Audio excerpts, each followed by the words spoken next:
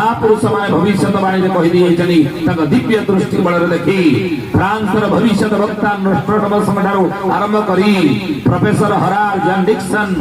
जोगीराज महर्षि अरविंद उत्कलीय पंचसखा अच्युत अनंत यशवंत एवं बलराम ये पंचसखा माने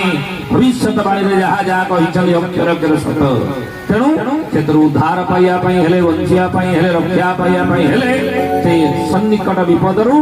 आमर एकमात्र होउची भरोसा की एकमात्र बाट कौन रास्ता कौन ना सर्वे होइबे कहरे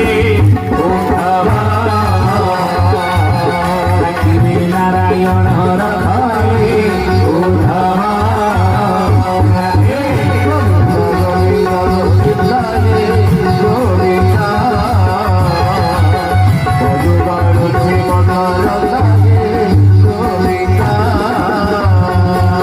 सर्वे होइबे एक मुख डाकिबे नारायण रख नारायण रक्षा करिवे।